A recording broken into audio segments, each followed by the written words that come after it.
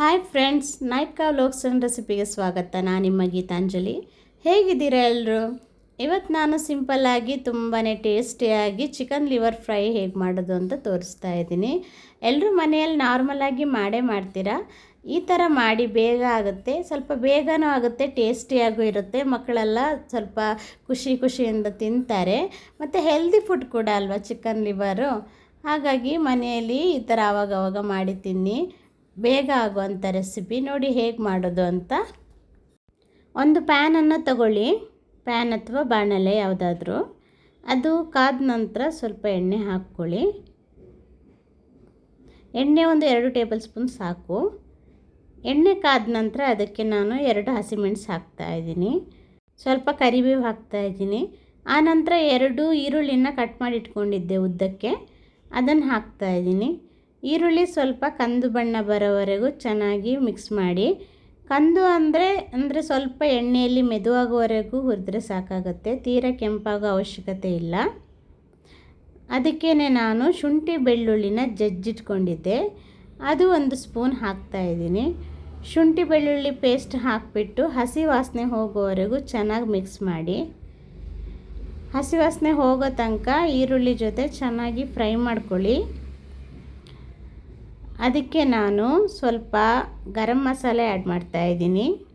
ನೋಡಿ, ಇಷ್ಟು ಗರಂ ಮಸಾಲೆ, ಒಂದು 1/4 ಟೀ ಸ್ಪೂನಷ್ಟು ಗರಂ ಮಸಾಲೆ, ಮತ್ತು ಖಾರದ ಪುಡಿ ಒಂದು ಅರ್ಧ ಸ್ಪೂನು. ಅದಕ್ಕೇ ಒಂದು 1/4 ಟೀ ಸ್ಪೂನು ಅರಿಶಿಣದ ಪುಡಿ ಹಾಕ್ತಾಯಿದ್ದೀನಿ. ಮತ್ತು ಅದಕ್ಕೆ ನಾನು ಸ್ವಲ್ಪ ಮಸಾಲೆಯನ್ನು ಕುಟ್ಟಿಟ್ಕೊಂಡಿದ್ದೆ, ಜೀರಿಗೆ, ಕೊತ್ತಂಬರಿ ಮತ್ತು ಪೆಪ್ಪರ್ ಅಂದರೆ ಕರಿಮೆಣಸು, ಅದನ್ನೆಲ್ಲ ಕುಟ್ಟಿ ಪುಡಿ ಮಾಡಿಟ್ಕೊಂಡಿದ್ದೆ, ಅದನ್ನು ಸಹ ಹಾಕ್ತಾಯಿದ್ದೀನಿ.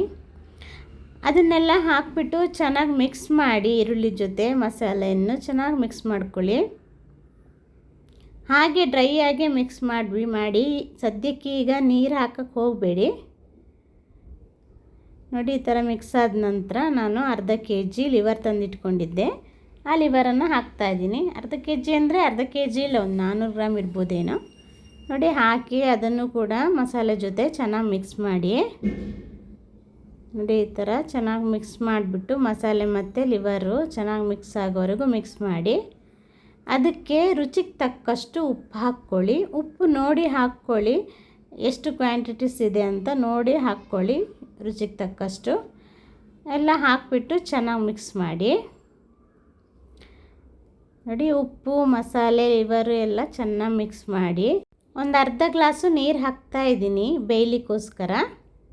ನೋಡಿ, ಒಂದು ಅರ್ಧ ಗ್ಲಾಸು ನೀರು ಹಾಕಿಬಿಟ್ಟು ಚೆನ್ನಾಗಿ ಮಿಕ್ಸ್ ಮಾಡಿ. ಒಂದು 5ರಿಂದ 10 ನಿಮಿಷ ಮುಚ್ಚಳ ಮುಚ್ಚಿ ಬೇಯಿಸಿ. ಲಿವರೆಲ್ಲ ಬೇಯೋದಕ್ಕೆ ಜಾಸ್ತಿ ಟೈಮ್ ಬೇಕಾಗಿಲ್ಲ, ಬೇಗನೆ ಬೆಂದುಬಿಡುತ್ತೆ. ಹೈ ಫ್ಲೇಮಲ್ಲಿ ಇಟ್ಕೋಬೇಡಿ, ಮೀಡಿಯಮ್ ಫ್ಲೇಮಲ್ಲಿ ಅಥವಾ ಲೋ ಫ್ಲೇಮಲ್ಲಿ ಇಟ್ಕೊಂಡು ಬೇಯಿಸಿ. ಈ ಥರ ಮಧ್ಯೆ ಸ್ವಲ್ಪ ಸೌಟನ್ನು ಹಾಕಿಬಿಟ್ಟು ಆ ಕಡೆ ಈ ಕಡೆ ಮಿಕ್ಸ್ ಮಾಡಿಬಿಟ್ಟು ಮುಚ್ಚಿಡಿ. ನೋಡಿ, ಒಂದು 10 ಮಿನಿಟ್ಸ್ ಬೇಯಿಸಿದೆ ಅಷ್ಟೇ, ಬೆಂದಿದೆ. ನೋಡಿ, ಲಿವರೆಲ್ಲ ಚೆನ್ನಾಗಿ ಬೆಂದಿದೆ, ಮಸಾಲೆ ಕೂಡ ಹಿಡಿದಿದೆ.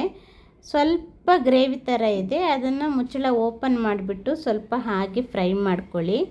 ಫ್ಲೇಮನ್ನು ಬೇಕಿದ್ದರೆ ಜೋರಾಗಿಯೂ ಇಟ್ಕೋಬೋದು ನೀವು, ಇಲ್ಲ ಅಂದರೆ ಮೀಡಿಯಮ್ ಫ್ಲೇಮಲ್ಲೇ ಬೇಕಾದರೂ ಈ ಥರ ಸ್ವಲ್ಪ ಹೊತ್ತು ಫ್ರೈ ಮಾಡಿದರೆ ಅದು ಗ್ರೇವಿ ಎಲ್ಲ ಡ್ರೈ ಆಗಿ ಹೋಗಿಬಿಡುತ್ತೆ. ನೋಡಿ, ಗ್ರೇವಿ ಎಲ್ಲ ಡ್ರೈ ಆಯಿತು, ಅಡಿಗಡೆ ಸ್ವಲ್ಪ ಆಯಿಲ್ ಮಾತ್ರ ಬಿಟ್ಕೊಂಡಿದೆ. ಇಷ್ಟ ಆದರೆ ಸಾಕು. ಅದಕ್ಕೆ ಸ್ವಲ್ಪ ಕೊತ್ತಂಬರಿ ಸೊಪ್ಪು ಆ್ಯಡ್ ಮಾಡಿಬಿಟ್ಟು ಸರ್ವ್ ಮಾಡಿ, ಸೂಪರಾಗಿ ಬರುತ್ತೆ. ಮನೇಲಿ ಒಂದು ಸತಿ ಟ್ರೈ ಮಾಡಿ. ನನ್ನ ರೆಸಿಪಿ ಇಷ್ಟ ಆದರೆ ಲೈಕ್ ಮಾಡಿ, ಕಮೆಂಟ್ ಮಾಡಿ, ಹಾಗೆ ಫ್ಯಾಮಿಲಿ ಫ್ರೆಂಡ್ಸ್ಗೆ ಶೇರ್ ಮಾಡಿ. ದಯವಿಟ್ಟು ಸಬ್ಸ್ಕ್ರೈಬ್ ಮಾಡ್ಕೊಂಡು ನೋಡಿ, ಹಾಗೆ ಸಪೋರ್ಟ್ ಮಾಡಿ. Thanks for watching.